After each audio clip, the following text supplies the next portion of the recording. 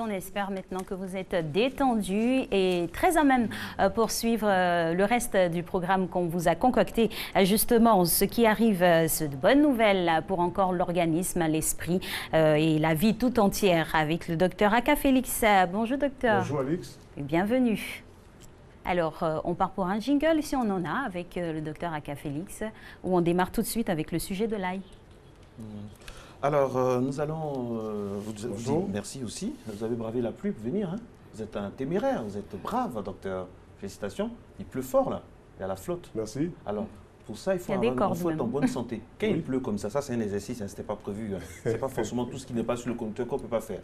Quand vous venez comme ça, il pleut fort. Qu'est-ce qu'on mange? Dans quelles conditions on se met pour traverser et lutter contre la pluie? Quand on est fatigué? Non, quand on se réveille, on doit aller au travail et qu'il pleut comme quand ce on matin. a froid, hein, qu'est-ce qu'on finalement. fait? Je vous ai dit, manger? Marcelin, je vous ai dit que je ne rentre pas dans ce schéma alimentaire-là. C'est-à-dire? Moi, le Vous pouvez tout matin, manger. Alice, moi, quand je me lève le matin, c'est d'abord un bon verre d'eau. Ok. Voilà. Hydraté. Quand j'ai bu un bon verre d'eau, après, je peux prendre peut-être un jus d'orange pressé. D'accord. Nature. Puis maintenant, je fais ma toilette et je vais regarder ce que je vais faire de la journée. Mais tout de suite, comme ça, là, Marcelin, tomber sur les aliments. Non, vous n'avez pas répondu à ma question. Quand il y a la pluie, le temps est menaçant dehors, avec le vent, le froid, tout ça. Quel froid? Il n'y a pas de froid, ça, c'est pas le froid d'Afrique, Marcelin. Alors aujourd'hui, on va parler de l'ail. C'était pour vous mettre un peu en condition, quoi. Docteur Aka Félix, naturothérapeute. L'ail, comment utiliser ce médicament méconnu? Déjà, l'historique de l'ail. Bon, l'ail ne date pas d'aujourd'hui, hein, Marcelin. Il date depuis l'Antiquité. Il a été utilisé par beaucoup de personnes. L'ail, le chou et tout ça, c'était ce qu'on appelait des médicaments à l'époque. On faisait des Et pansements.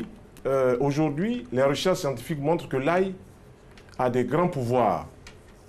Premièrement, qu'il est antiparasitaire, c'est-à-dire que si vous avez des vers, si vous avez des parasites dans l'organisme, vous pouvez utiliser l'ail, par exemple, on écrase de l'ail, pour 1 litre d'eau, on met par exemple 1 ou 2 morceaux d'ail, ok? Et on va boire un verre, par exemple, toutes les 3 heures dans la journée. Ça vous amène quoi? Des sels minéraux, des vitamines, des oligo-éléments. Et ça vous amène sa puissante huile essentielle, la lysine, comme on l'appelle. Et là, vous allez quoi? Vous allez purifier le tube digestif, puisque c'est un désinfectant du tube digestif et des poumons. Vous allez purifier le tube digestif et vous allez faire du bien à votre organisme. Ceux-là qui ont vraiment montré l'efficacité de l'ail, ce sont les peuples de Hunza. Les Hunza se trouvent du côté du Tibet. C'est un peuple qui est centenaire. Le plus jeune là-bas, parmi les personnes âgées, le plus jeune a 80 ans. Et les gens font longévité. tous les mois. Belle longévité. Voilà. Les Hunza, tous les mois, ils vont en montagne. Et surtout en été, ils vont en montagne. Et chacun va manger comme ça toute une gousse d'ail par jour. Donc, plus vous mangez de l'ail, plus vous rajeunissez votre organisme. Plus c'est un antioxydant très puissant. Voilà. Donc ça, c'est un petit secret, Marcelin. Si vous voulez rester toujours frais, mettez dans tous vos repas, Alix aussi, mettez dans tous vos repas de l'ail, dans vos légumes, dans vos salades et tout ça, aromatisé à l'huile. Le garba, comment tout ça? Faut manger dans le garba. Et surtout que le garba est lourd. L'huile qui a chauffé pour le poisson est très lourde. Donc en mangeant le garba, si vous mettez de l'ail, de l'oignon, tout ça, les antioxydants, la digestion se fait bien. Là, en ce moment, vous rentrez dans ma démarche. D'accord. Ah, donc on a trouvé le petit quelque chose à ajouter avec le garba, sans modération. Le garba est comestible, c'est un docteur Sans qui le modération dit. avec l'ail. Mais avec de l'ail et beaucoup de légumes. Oui.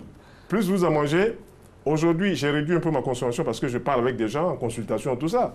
Mais sinon, j'en mangeais plein. Et d'ailleurs, peut-être c'est ce qui m'a fait rester frais comme ça jusqu'à aujourd'hui. Voilà. Donc, ça va avec l'air de la météo, il n'y a pas de souci. Docteur. Comment? Ça va avec l'air de la météo, il n'y a pas de problème. Oui, en tout cas, je suis rentré, comme je vous dis, j'ai passé 63 ans, 63 ans, 5 mois. Donc, je rentre toujours. Chaque fois qu'il y a un repas cru, je place de l'ail dedans. Plus on en mange, mieux c'est bon. Donc, ça permet de prévenir beaucoup de maladies. Ça permet de prévenir l'asthme, ça permet de prévenir les constipations. Et ça permet de freiner le vieillissement cellulaire prématuré. Donc, celui qui veut rester dans le temps, là, comme je faisais des conférences il y a 2 semaines à Yopougon, devant des retraités, mais j'étais peut-être parmi les moins jeunes. Parce qu'il y en a qui avaient 62 ans, donc qui étaient plus jeunes que moi, mais ils étaient plus fatigués que moi. Et beaucoup n'ont pas cette culture que moi j'ai eue en étudiant en France et au Canada. Ils n'ont pas cette culture. Je veux dire quoi? Que si on ne rentre pas dans son alimentation quotidienne, un peu de fruits, un peu de légumes, variétés, Mais bon sang, comment voulez-vous que les gens se portent bien? Puisque la grande partie des maladies se développe dans ce qu'on appelle l'acidose. L'acidose, c'est quoi? On mange trop de viande, on mange trop de poisson, on mange trop d'aliments cuits. Le sang va vers une certaine acidité. Or, le potentiel d'hydrogène, donc le pH sanguin, doit être autour de 0,7. Si on va trop bas, moins là-bas, moins 4, moins 5, moins 6, moins 7, on rentre dans ce qu'on appelle l'acidité. Donc il faut négocier pour que ce soit autour de la neutralité. Négocier. Donc pour la neutralité, Marcelin, il faut manger des fruits et des légumes à midi avant de manger un aliment cuit. Et du nord au sud, de l'est à l'ouest, la Côte d'Ivoire, pilule de fruits. Il faut seulement orienter la distribution pour que tous les Ivoiriens bénéficient de ces légumes qui sont des antioxydants qui font du bien au corps. Et il y a un coût raisonnable aussi. C'est très important pour le panier de la ménagère. Un coût raisonnable pour le panier de la ménagère. Oui, bien sûr, bien sûr. Vous avez parlé de l'ail tout à l'heure. Oui. Il est préférable de le manger cru ou cuit? Si c'est cuit, tout ce qui est bon dedans, vous l'avez détruit. D'accord. Par la chaleur. Donc cru, c'est mieux. C'est l'idéal. Comme disait un de mes professeurs, qui mange cru, mange juste. Ah, d'accord. Alors, et puis quelques petites astuces par rapport à l'odeur, parce qu'on ne le dira jamais assez, c'est assez incommodant. Voilà, quand vous même. prenez un morceau de persil, une feuille de persil, ou bien un grain de café, ou bien un morceau de pomme. Dès que vous mangez, l'odeur est partie. Il y en a qui disent que découper de l'ail par jour et prendre au moins comme un comprimé à jeun le matin, c'est très bon, c'est vrai? C'est bon pour la santé. D'accord. Parce que c'est bon pour la santé. Je suis ici avec vous chaque jeudi pour parler des choses qui entretiennent la santé. Moi, j'aimerais avoir votre vigueur à 63 ans. Moi, je ne parle pas de maladie, je parle de santé. Ah, ça c'est vrai. La formation que j'ai reçue, c'est pour apprendre aux gens à être en bonne santé. Voilà, donc, et ceux qui viennent me voir chaque jour constatent que je ne suis pas malade, c'est-à-dire couché là, fatigué. Non, pas du tout. Vous pouvez me trouver fatigué, courbattu, le corps très, très lourd et tout ça. Oui, parce que j'ai beaucoup travaillé. Je commence à 8h, je finis quelquefois à 21h. Quand je commence à 8h, à 18h40, j'ai fini. À 19h, je donne des cours. Il y a des pharmaciens qui suivent mes cours, il y a des infirmiers qui suivent mes cours, il y a des médecins qui suivent mes cours. Voilà. Justement, parlons de la médecine avec l'ail. Qu'est-ce qu'on peut, avoir comme médicament à composer avec de l'ail? Je me rappelle que dans le temps, on utilisait le chou. Voilà, l'ail est un antihypertenseur. Si vous avez l'hypertension, vous pouvez utiliser l'ail pour améliorer la circulation des artères. Qu'est-ce que vous faites? Vous prenez une bouteille d'eau à eau pure et vous mettez dedans 2 morceaux d'ail écrasé. Bouteille d'eau 2 morceaux d'ail écrasé que vous mettez dans une bouteille d'eau écrasée. Et vous buvez un verre toutes les 3 heures ou toutes les 4 heures. Je vous assure, Marcelin, que quand vous allez faire cette cure-là, les gens qui vont vous rencontrer vont dire « Marcelin, tu mets quoi sur ta peau ?» Parce que vous commencez à rajeunir. Voilà, immédiatement. Ah bon? Voilà, vous commencez à rajeunir. Merci pour le topo. Alors, on nous a parlé, il y a un téléspectateur qui nous envoie un message qui nous parle d'un mélange ail, olive, aubépine. Ail, olive, aubépine. L'aubépine, c'est une plante pour le cœur. Son nom scientifique, c'est Crataegus oxyacantha. Okay, c'est une plante pour le cœur, c'est l'ami du cœur. Donc, tous ceux qui ont des problèmes d'hypertension, on la trouve. Il y a au moins 7, 8, 10 magasins de produits naturels. Il y a des pharmacies spécialisées qui vendent l'aubépine en gélule, qui vendent l'aubépine en plante. C'est la plante pour le cœur, c'est l'ami du cœur. Si vous faites un traitement pour l'hypertension, n'oubliez pas de l'ail dans votre traitement. Vous prenez l'aubépine pour pouvoir ajouter d'autres plantes. Si la tension est trop élevée, aubépine gui. OK? Voilà, le gui, c'est une plante aussi qui fait tomber la tension. Mais l'aubépine, c'est spécial cœur. Si vous voulez permettre les bonnes pulsations du cœur, si vous permettez un bon mouvement, comme on appelle en science systole, diastole, le cœur va et vient, vous prenez cela, ça vous régularise cela. Et puis en amont, vous corrigez toutes les mauvaises habitudes qui vous ont amené à développer ces maladies de notre civilisation. Voilà. Ça te suit là, Alexis, non, même des oui, compositions. Et l'olive, vous n'avez pas parlé de l'olive. L'olive, en association avec l'ail. Ail, olive, aubépine. Voilà. Si on mélange l'ail avec l'huile d'olive, c'est la star des huiles. Quel genre? Extrait vierge, à froid? Parce que bon, ce sont des terminologies qui ne veulent rien dire. Une huile d'olive vierge. Ça ne veut rien dire. Pourquoi on écrit là-dessus? Oui, c'est commercial. C'est les fabricants. Une huile d'olive vierge, c'est une huile d'olive qui n'a subi aucune transformation. On prend l'olive noire, on la met dans un pressoir, on la presse, on dit première pression, on la presse. L'huile qui sort, c'est ce qu'on appelle l'huile d'olive vierge. OK? Que les gens vont dire extra vierge, tout ça, c'est ça. Quand vous prenez une bouteille d'huile d'olive, ne regardez pas le nom du fabricant ou de celui qui met en bouteille. Regardez l'olive. On dit c'est une huile de bonne qualité, c'est bon. On parlait comme les Ivoiriens, olive, c'est olive. Olive, c'est olive. Vous avez des bouteilles d'huile d'olive qui coûtent 1500 jusqu'à 8000 francs, 10 000 francs. Vous êtes d'accord? Mais pourquoi vous cassez la tête? Telle société vend sa marque. Elle vend sa marque et on vous dira que c'est mon huile qui est meilleure. Par rapport à quoi? Voilà. L'huile d'olive, c'est l'huile d'olive. Que vous partez du Maroc, que vous partez en Algérie, en Tunisie, tout le Maghreb là, et on fait de l'huile d'olive. Voilà. Vous allez en Espagne, on a aussi de l'huile d'olive. Oui. Voilà. Donc chacun va vous dire c'est bon, moi ma marque est la bonne et ça va. Toute huile d'olive non traitée est bonne, non des choses qu'on appelle hydrogène, non chauffée est bonne. Voilà. Donc il faut la consommer à froid. À froid, avec oui. L'ail cru. Oui, si vous voulez. En vinaigrette. Voilà, Alix, si vous voulez tirer le maximum de santé, prenez tous ces aliments-là non chauffés. L'ail écrasé mélangé dans l'huile d'olive, vous avez tous les sels minéraux, vous avez tous les oligo-éléments, l'iode, le soufre, la silice dans l'ail, qui sont bons pour les os, qui sont bons pour les articulations, qui sont bons pour les artères. Et puis ensuite, vous avez donc dans l'huile d'olive des substances qui s'apparentent aux graisses du corps humain. Les gens appellent ça la trioléine. C'est des substances qui sont bien, qu'on trouve dans l'ail. Donc si vous mangez cela, vous resterez en bonne santé. Je vous donne rendez-vous dans 10 ans ici, si vous êtes là. On sera là. On sera plus ensemble que vous. Qu'est-ce que vous croyez? Alors docteur, dites-nous, parlons des enfants, un peu des enfants. Oui. L'ail avec les enfants, est-ce que déjà au très bas âge... On peut leur donner. On commence par mettre ça dans les légumes écrasés avec de l'huile d'olive. L'odeur disparaît, l'effet thérapeutique est là. Quand vous mettez dans l'huile d'olive, au bout de 15 minutes, 20 minutes, l'odeur qui sent le soufre. Et quand c'est croqué, voilà. Après ça reste en bouche. Ça, c'est la caractéristique de l'huile d'olive, des choses de l'ail. Si vous mettez ça dans l'huile d'olive, vous étouffez automatiquement l'odeur. Vous étouffez l'odeur. Okay? Mais ne vous inquiétez pas, plus vous utilisez de l'ail dans tous vos repas à l'état cru, mieux vous porterez. Même si vous avez mangé du béton, vous mettez de l'ail, vous allez digérer. Je veux dire quoi? Quand vous avez fait plusieurs mélanges, mettez de l'ail toujours, ça aide rapidement à digérer. À quel moment de la journée? Très tôt le matin, très tard le soir avant de dormir? Qu'est-ce qui est plus... Bon, très tôt, très tard. L'ail qui est un désinfectant des poumons, les enfants qui sont enrhumés, vous écrasez de l'ail. Asthmatiques? Voilà, ils sont asthmatiques, vous écrasez de l'ail, vous les faites respirer. S'ils sont enrhumés, le rhume se coupe tout de suite. Dans les 5 minutes, le rhume se coupe. Voilà des petites choses que les gens peuvent faire rapidement. Maintenant, pour les asthmatiques, il faut que les gens fassent la cure d'ail dans de l'eau. Il faut la cure là dans de l'eau. C'est tout un protocole qu'on propose. Et vous êtes obligé de sortir de ces situations qui vous fatiguent.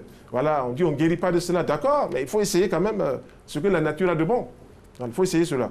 Voilà. Et par rapport à la peau, à la cicatrisation, l'ail aussi peut être utilisé? On peut utiliser l'ail sur la peau, mais on met toujours dans un support qui est de l'huile. Que ce soit de l'huile ordinaire, que ce soit de l'huile d'olive, que ce soit de l'huile de colza, on met toujours l'ail écrasé dans de l'huile. Et quand on va utiliser sur la peau, ça vous rendra de toute façon une belle peau. Et puis, ça vous soigne les rhumatismes, les douleurs articulaires. Ça vous frottez 2-3 fois, c'est parti. Hein? Voilà, c'est parti. Quelle est la conservation idéale? La conservation de l'ail, autant l'ail est un puissant antioxydant, autant aussi l'ail peut s'abîmer rapidement. Si vous le laissez comme ça à l'air, il peut s'abîmer.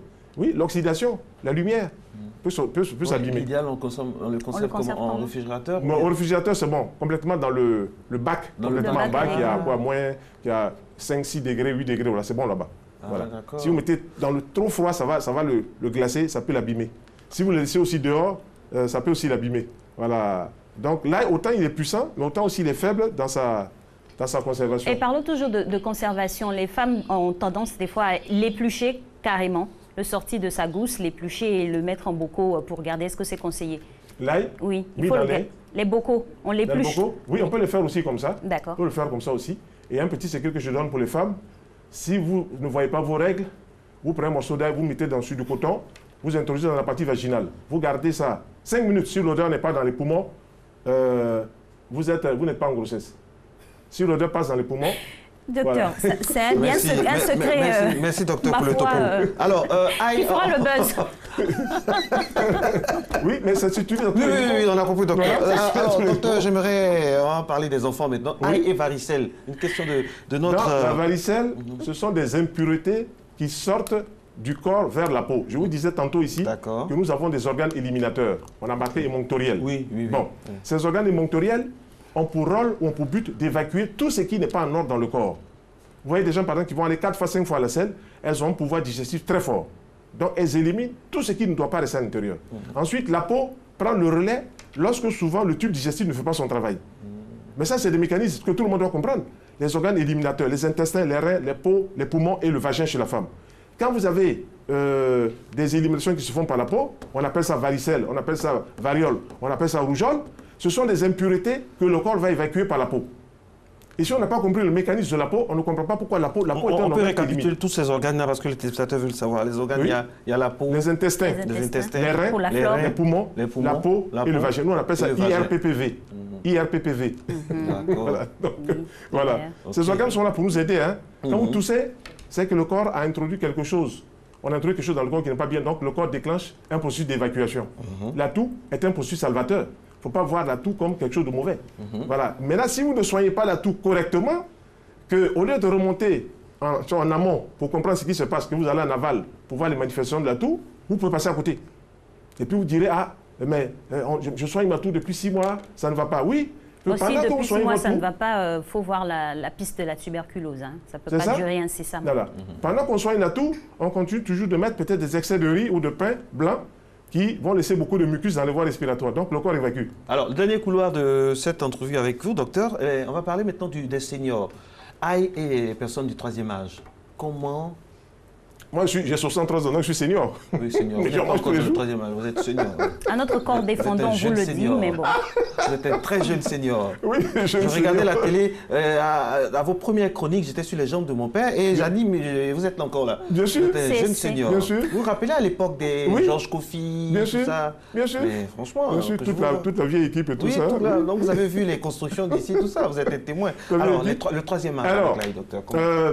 toutes les personnes qui ont passé 60 ans devraient introduire au moins 2 morceaux d'ail tous les jours dans leur alimentation, l'état cru. Comment, concrètement? Le matin, on découpe ça? En les écrasant, puis en les mélangeant de l'huile d'olive ou de l'huile de tournesol, de l'huile de colza. Et vous glissez ça sur votre riz, ou sur votre attiéké, ou sur votre foufou, mettez ça dessus. Parce que l'ail, je vous dis, est un antioxydant. Ça fait dormir aussi, hein? Parce que souvent, quand moi je mange sur la ticket comme ça, je dors aussi. Je ne sais pas c'est dû à quoi. C'est plus la ticket, je pense, ou quoi? C'est la ticket, mais l'ail, est-ce que ça pas des... Non, en soit dit en passant, ça ne fait pas dormir? Non, ce n'est pas l'ail qui fait dormir. C'est pas l'ail, c'est quoi? C'est plutôt l'amidon de la ticket. Non, pas forcément avec la ticket, même parfois dans des légumes. Il isole la ticket. Je sais pas, mais moi ça me fait dormir. Peut-être je suis un cas spécial, il faut que vous allez voir. Par rapport à toute cette nourriture en cuisine, l'ail aussi c'est conseillé pour les marinades, c'est ça? Pour les marinades, pour le poisson, braisé et tout ça. Mais il ne faut pas faire cuire l'ail, hein? Faut pas faire cuire l'ail. Ah oui, donc il ne faut pas le mettre sur le grill comme ça. Il faut mettre les poissons, il faut les griller comme ça. Ou bien au dernier introduire l'ail avec le persil dans le poisson, piquer le poisson, vous mettez ça à l'intérieur. Comme ça, l'élément thérapeutique rentre dans la chair du poisson ou dans la viande. Et quand vous mangez cela, vous alliez, comme je dis, gastronomie et santé. Voilà. Moi, je garde toujours la démarche nationale. Oui. Chaque fois qu'on va parler de l'alimentation ici, je vous ramène toujours sur le cru.